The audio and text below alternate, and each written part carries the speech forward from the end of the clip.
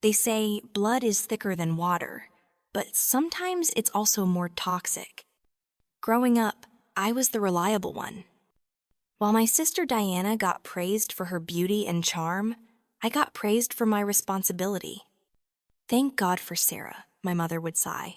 At least one of my daughters has her head on straight. I wore that badge proudly, even as it became a millstone around my neck. After college, I moved back home to help with Mom's expenses, while Diana pursued her artistic dreams in New York.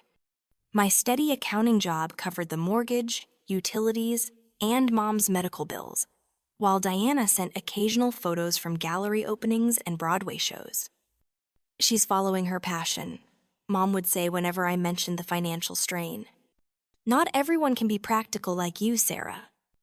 The breaking point came during Mom's 70th birthday party. I'd spent weeks planning everything, from the catering to the decorations, all paid for with my savings. Diana swept in the night before, stunning in designer clothes I couldn't afford, carrying expensive flowers and charm. During the toasts, Mom gushed about Diana's exciting life and creative spirit while barely mentioning my years of sacrifice. But the real knife came when I overheard Mom on the phone with her sister. "Diana is my miracle child," she whispered. "So talented, so beautiful.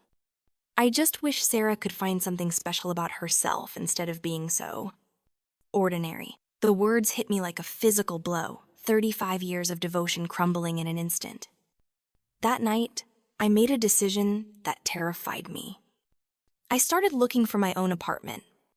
When Mom found the real estate listings on my desk, she laughed.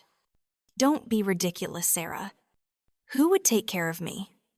This is your home," but her dismissive tone only strengthened my resolve. Moving out felt like betraying everything I'd believed about duty and family. Mom alternated between guilt trips and angry accusations, calling me selfish and ungrateful. Diana, suddenly concerned about her inheritance prospects, started calling weekly, but only to complain about Mom's decline since I'd left. The first months were brutal.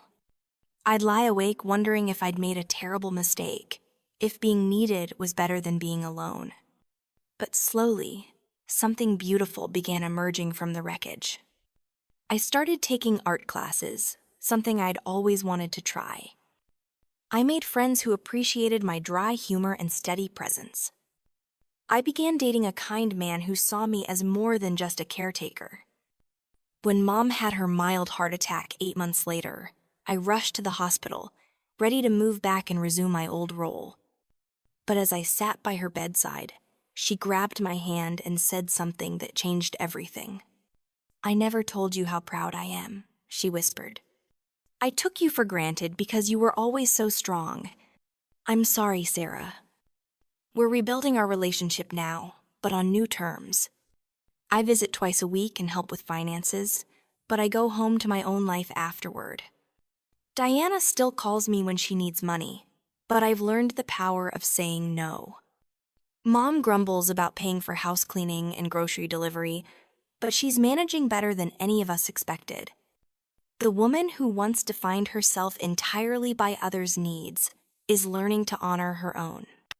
It's messy and sometimes lonely, but it's authentically mine. Some days I still catch myself reaching for the phone to fix everyone's problems, but then I remember the feeling of coming home to my own space, where my needs matter just as much as everyone else's.